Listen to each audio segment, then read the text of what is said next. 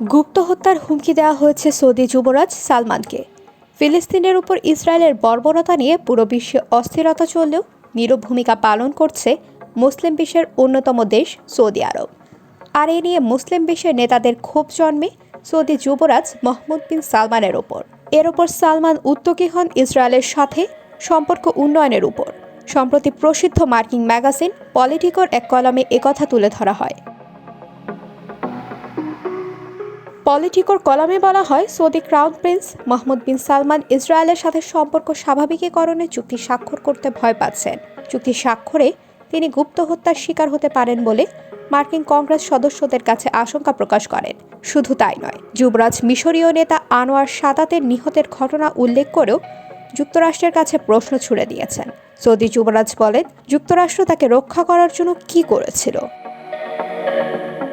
Saudi যুবরাজ জানান, মার্কিন যুক্তরাষ্ট্রের সাথে বিস্তৃত পরিসরে চুক্তি স্বাক্ষরে আগ্রহ থাকা সত্ত্বেও তিনি সামনে অগ্রসর হতে পারছেন না।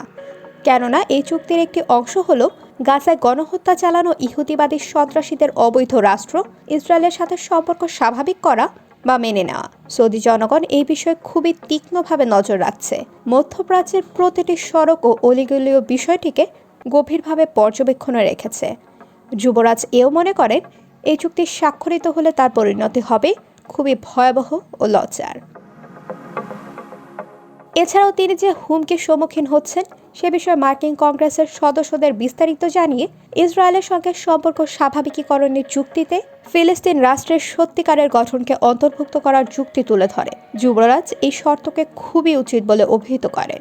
কারণ হিসেবে বলেন, গাজা যুদ্ধ এখন ইসরায়েলের বিরুদ্ধে আরবদের ক্রোধকে তীব্রতর করেছে। পলিটিকোর কলামে আরও বলা হয়, ঝুঁকি থাকা সত্ত্বেও যুবরাজ যুক্তরাষ্ট্র ও ইসরায়েলের সঙ্গে চুক্তির আলোচনা চালিয়ে যেতে ইচ্ছুক। তিনি মনে করেন এটি তার দেশের ভবিষ্যতের জন্য গুরুত্বপূর্ণ। সৌদির টিকে থাকার ক্ষেত্রে এই চুক্তি উপকারী ও কার্যকরী ভূমিকা রাখবে।